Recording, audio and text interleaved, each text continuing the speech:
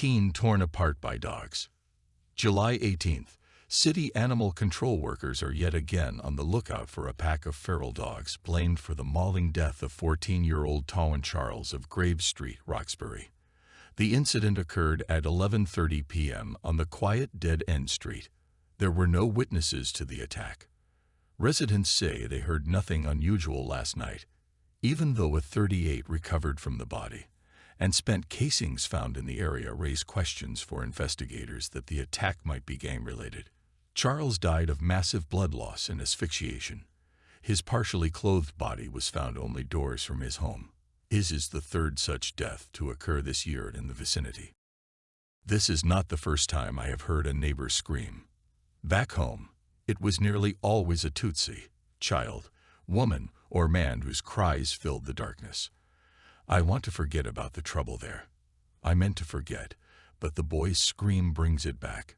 Neighbors bashing in the skulls of neighbors with machetes or using nail-studded clubs. When evil hunts us, sometimes it wears the faces of people. So many lights. Americans think they can burn away the darkness. Brankless, concrete trees cast the same dim yellow from their single blossoms. Those sterile sticks, spaced evenly apart, offer no handhold, no security. They give only light. Why so many of them taking up space that the real trees should have? We should have more real trees on Grave Street. Even with all this bright, the wooden and brick houses do not look any clearer to me at night. I do not have to see every shingle or doorstep to know they are there. My neighbors leave their doors unlocked most of the time, but not tonight. One apartment building, 3 single families and 4 two-family homes huddle together on both sides. The paint-peeling houses are of little use except for managing to keep the skinned out. So far, I am told I live in a peaceful part of town. Our street is not like Intervale, Homestead, or Columbia Road. We have no gangbangers congregating, no muggers, carjackings, rapes. Grave Street seems forgotten by the world until another one of these deaths hits the papers. Then the goings-on here become everybody's business. Secrets are odd things. Sometimes they float away into forgetfulness, unspoken. Others roost in our minds. The new moon leaves the sky clotted with stars. The moon has its own secrets. I have mine. I smell the coming of death before it happens. I gasp for breath. A stink stronger than musk or human waste attacks my nose. The skinned are here. My eyes water. I rub at them, but stick my head out the window. Night brings out the jackals and hyenas in my homeland, but here it is the skinned who rule. I look down the empty street. The lights dim. The heat settles onto me. The stick trees / street lamps fail. A bullet whizzes past my cheek. I hear a raw young voice. Get the fuck away from. I see sleek, bare-muscled animal bodies leap into the air and land on a human one. I hear the screams. The retort of a pistol. For once, I am disturbed by my own helplessness. I am too old and too slow to consider jumping from the window to the ground 1 story below. I have a game leg from a Tutsi fighting for his life, who used my own masu on me. A brick building is all that separates me from them. It is wise to stay where I am. The skinned. A boy lies crumpled, dying, throat torn open. Ripped Nike tank top and shorts expose his entrails and genitals. Blood dries on the sidewalk, leaking in strange patterns. The skinned finish the kill and run. Tongues loll. Bloodied jaws gleam. Cataract-covered eyes glisten. My baby. His mother squeals in the apartment next door to mine. I can hear her through the thin walls. Tawan. I hear another voice deeper than her own. Shush up. You can't do nothing for him now. You know the rules. The mother keeps safe inside her home. She will not come out until after the skinned have gorged and left. No one who is familiar with their legend will do any differently. The doors stay closed. My terrified neighbors wait behind them.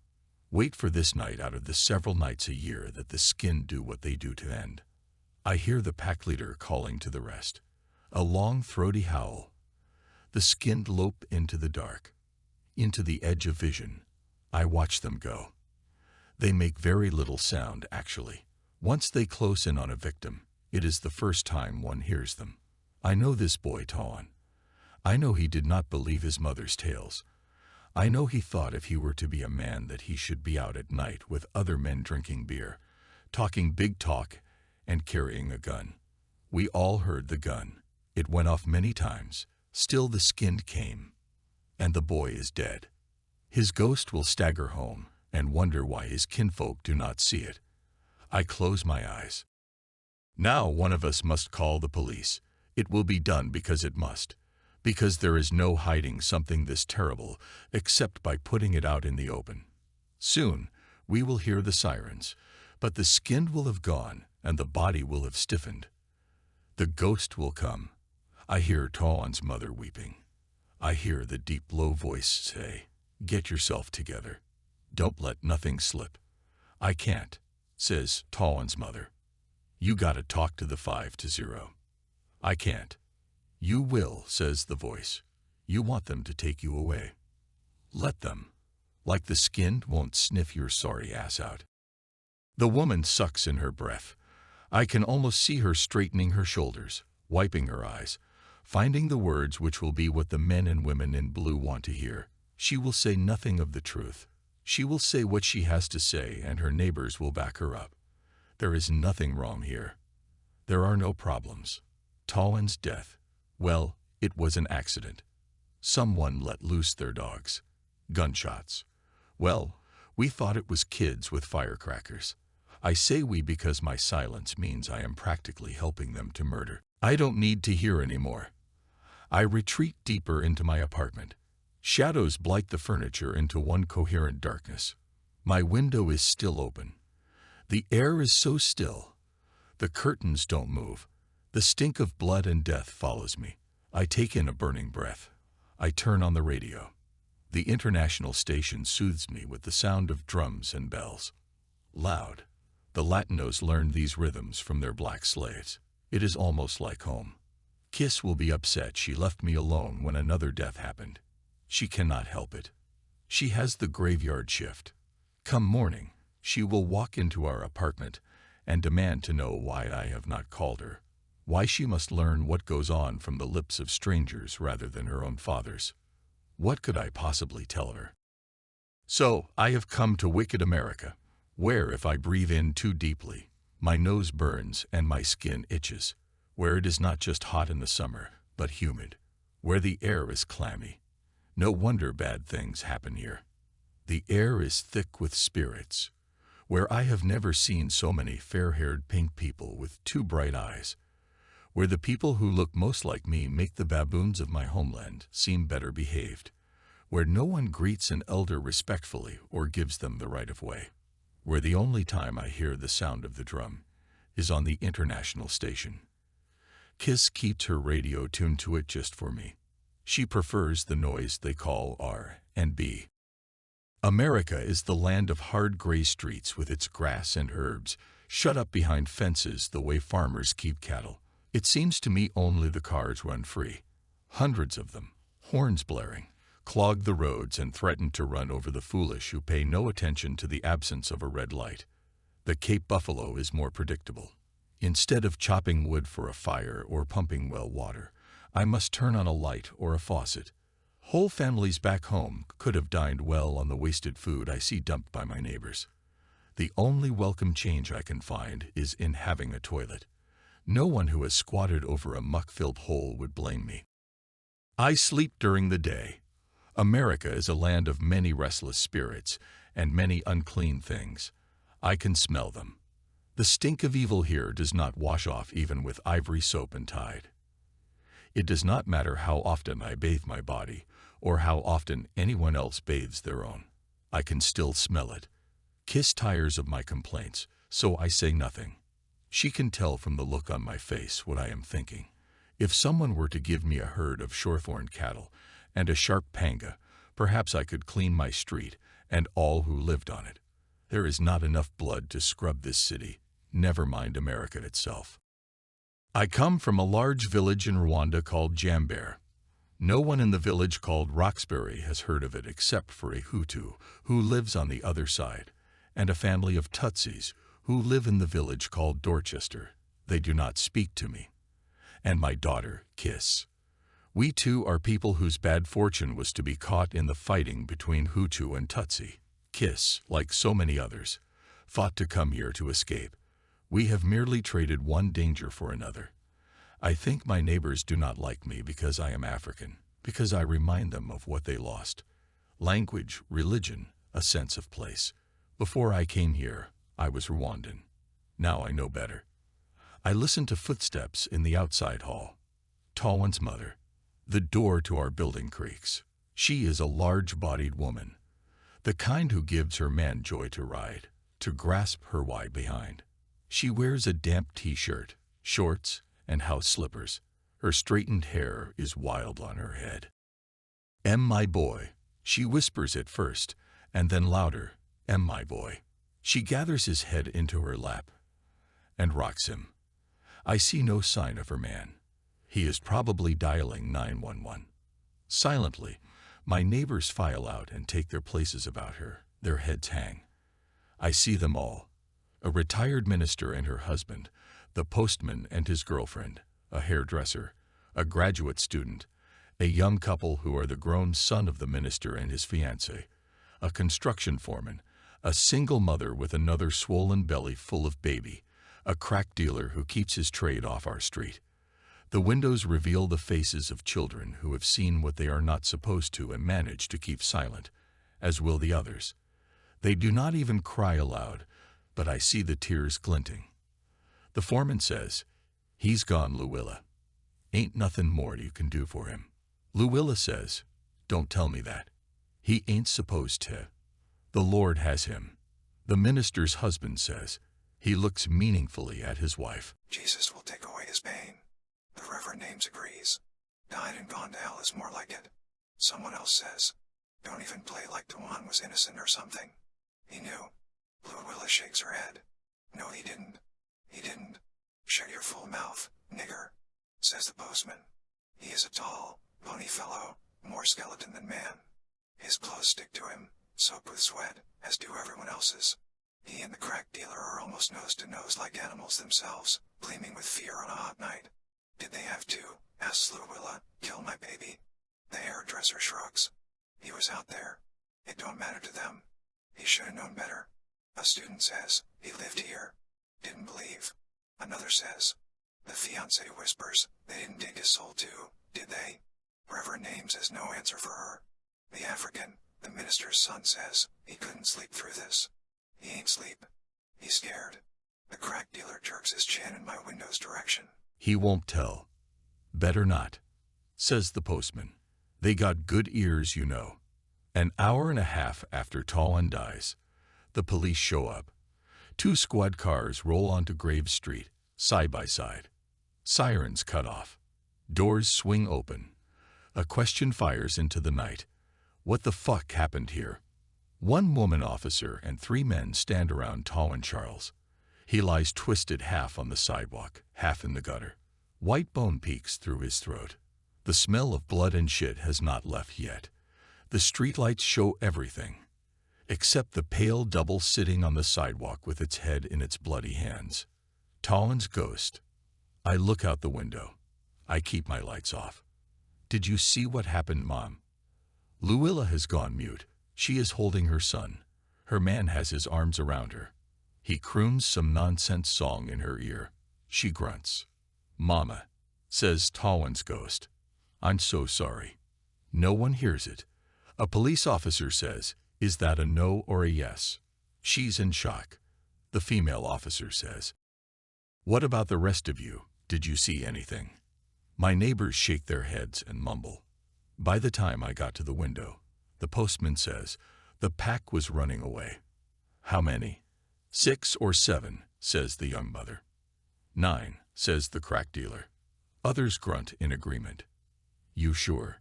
the 3rd officer asks. "No, I'm not sure," says the postman. "The only thing I am sure of is that this boy is dead." Talwan's ghost groans. It stands between the officers and my neighbors, waving its arms. The police seem tired of their own questions. You saw no other people on the street. Just him. My neighbors speak as one. I shake my head. They let this happen. I am ready to blurt it out. But I won't. I am not afraid of the skin for myself, but for Kiss, who does not believe in such things. She lives here too, and she will listen to no talk about her neighbors. She refuses to acknowledge the things we left back home could follow us here. She thinks where we are is ideal. Except for the few victims of the skinned, there is no trouble on Grade Street. No drive-by shootings, no crack houses, no husbands beating wives or children, no prostitutes. Such a peace has its price, and far longer than Kiss and I moved here, these people have been willing to pay it. Their foul promise has claimed one of their own. Now what will they do? Will Lugala forget herself and bring the skin to her door? Will it be someone else who cracks? Will the truth blaze its way past my chapped lips and to the ears of the police? Will they think me a crazy old man? My head sings. I totter into the bathroom. By the fluorescent glow of the nightlight, I stare into my own bloodshot eyes and hollowed-out cheeks. Sometimes, a secret feeds on one. It steals all strength from a living body. It can be as evil as the madman who first unleashed the skinned.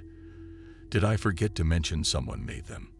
I am aware of such means only because it was my trade to hunt down the inevitable products along with their makers. Someone who hates powerfully made the skinned. Someone who could whittle the fat and fur off still living canine bodies. Someone who smoked his victims so that the flesh would dry and preserve well, not caring if their eyeballs seared. Someone who buried 9 animals on the land that these houses were built long ago. All this I learned only because from the first that I came here I was disturbed. I can smell the work of witches. I can ask my Mkizzy to tell me where one is or compel them to tell me their secrets. But I do not know who was the maker of the skinned. It happened so long ago. One might think that the Native Americans, the original owners of the land, left it. But it does not feel like them. I do not think the juju of African slaves is responsible either. I would know that at once. No, the skinned are something a white mind would imagine. I feel only admiration for what he or she has crafted. Every 3 moons, the skinned must rise and claim another victim. Bullets, blades, or fire will not hurt them. They are things of evil medicine. They are immortal. They are the skinned. I am an old man. My body is bowed by time. My heart flutters in my chest. I am not long for this world.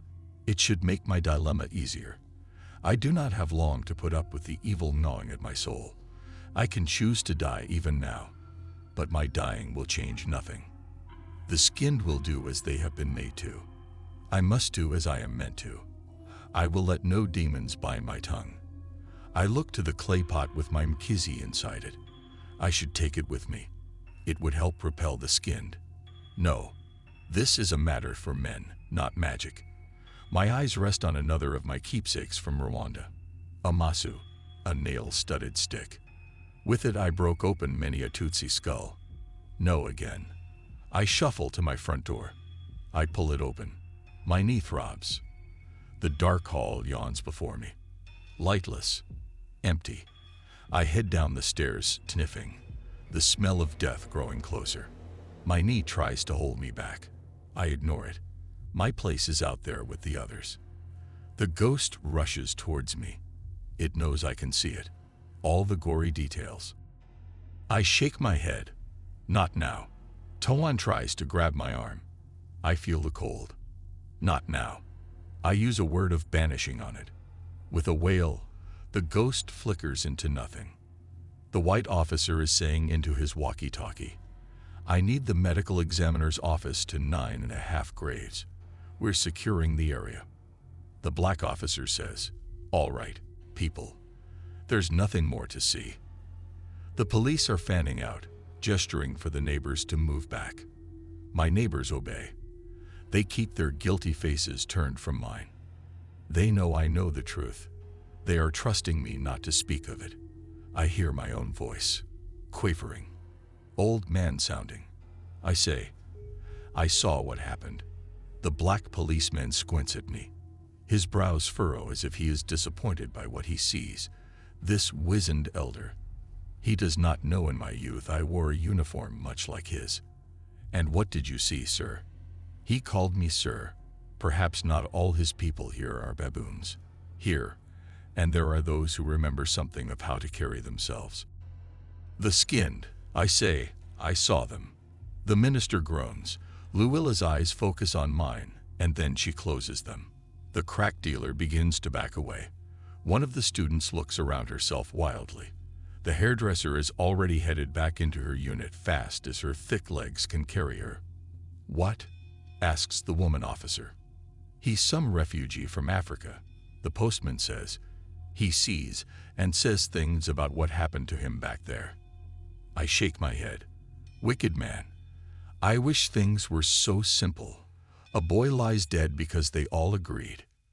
The police glance at my neighbors, who all agreed. Them. Even her. I point at Luilla. She breaks into fresh stops. Her man pulls her to her feet. He says, "We don't need this. She's just lost her son, and you people are doing nothing." "Wait a minute here," says the white policeman. "We have to follow up on every lead." "You won't get nothing from him," says the foreman. He jerks his chin at me. "We'll be the judge of that." I continue. The skinned killed this boy as part of their payment. Usually, it is strangers. Tonight was a mistake, but it does not matter to the skinned.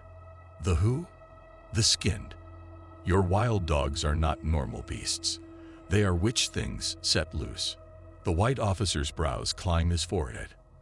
I know he does not believe. I had no hope that he would. One of them must hear me. The black officer explodes. "Look, the sooner you come forward with what you know, the sooner we can deal with this. Aren't you tired of the maulings every few months?" "They should be," I say. "They should be weary with guilt." "He's crazy," says the minister. "He doesn't mean no one harm." The police become disgusted and send us away. I asked the minister once why she did not call upon her God to smite the skinned. She said they were here long before she came. They'll be here after she dies or moves away. She said the first week she moved to Grave Street, the skinned appeared. They followed her home every night, and no amount of Lord's psalms would drive them away. They hung about her doorstep as if to say the street was theirs. She used to call the police on them, but they would fade away. Then they tore apart her cocker spaniel while she watched. The skinned made their point. She knew then it would be her family next. There is still no sign of Tollin's ghost. My neighbors have left me outside alone on the sidewalk. The houses slam their doors and seal their windows. My own door hangs open. I did not bother to close it or lock it. My Mkizi is safe inside. Clamminess settles on me. Is it sweat or fear? I stand in front of my house watching the medical examiner's van drive away. It uses no siren, but the lights flash like a regular ambulance. The police cars follow. The vehicles disappear, leaving a chalk outline and dried blood in their wake. No one even looks out a window to watch them go. They already know what happens next. The shadows get longer. When the skinned are near, even the cats keep from our street. I can hear the strays hissing a few blocks away. It is hard for me to tell if they are scared too. I listen to the thrum of city generators feeding the stick trees. I hear a lone plane miles overhead. The light grows dimmer. I can smell the skinned. They smell like wet dog and something dead at the same time. They make no sound, not until they kill. The street lamps fail. My game leg twinges. I can feel it cramp. The skinned form from the shadows. Dark bodies, almost perfectly lightless. I can see the reflected lights of their eyes. 9 pairs. The stink gets stronger. I want to retch. Run. I can't. At best, I could only hobble. The skinned move as one. Heads lowered, their tails curled. They prowl with the lopsided gait of animals in great pain. They seem too clumsy to be dangerous. until they get close enough. The leader lifts its head and bares needle-like teeth. Lots of people think that packs are ruled by males. That is not always so. It is a bitch who gives throat to the sound rattling around inside her. Her growl threatens to loose my bowels. I turn my back on them and walk away. I know I cannot get far. My game blade catches at every step. I will die inside my own house. I keep moving forward. Kiss will know at once when she comes home what happened. No one will believe her. No one will help her. No one. There will be a chalk outline and a pool of dried blood on our carpet. Was it worth it? I wonder to myself, to tell the truth about one evil when there are so many others gone unspoken in my long life. I can hear them coming. Clatter of paws on sidewalk. Panting. I step into my own doorway. I do not turn around. I make my way for my mkizi. I left it slumbering inside its pot near my front door. Will I have time to unwrap it from its leather pouch and bear it? My hand closes on nothing. This is a matter for men. I am no American child. I leave them kizzy alone. I turn to see the bitch has thrust herself into my door. My front room smells like rotted meat. She pulls back her slavering lips. An eager packmate almost shoulders her aside in its eagerness to tear at me. She snaps at it. It lets her enter first. She drags herself inside. I step backwards. Reflex. If I am meant to die, let it come now. I know I deserve the terror. I snatch up the masu. I swing it over my head, ready to bring it down on her skull. Even if I only bring her down, I might frighten the others. The bitch halts. She sniffs deeply. Her cataract-covered gaze pins mine. I stare back. Something in her gaze compels. Around us appear the ghosts of my kills. Bloodied, broken-bodied fellow Rwandans rise up from my carpeted floor. They walk into each other and into the walls. They number by the hundreds. Children, women, men, Westerners. One by one, as quickly as they appear, they vanish. The bitch wags her tail. I am so shocked I nearly let the masu drop. She limps over towards me. Should I trust her seeming change in behavior? I remain still, even though the pain deep in my leg bone threatens to dump me on the floor. The only force greater than my instinct for self-preservation is my curiosity. My lungs fill with stink. The bitch sidles against me and butts her head into my thigh. She wags her tail. Cautiously, I lower a free hand and scratch her behind the ears. My fingers glide over living dried sinews. The skin feel more leathery than once fur-bearing animal. She licks my palm. She growls once at the rest of her pack, and they file inside silently. I am surrounded by the skinned. They are gazing up into my face with their seared-over eyes. They are sniffing me and the masu. One lifts a leg and marks the corner where my mkizi lives in its pot. Each one of them greets me. They will leave me unharmed. Evil knows its own kind.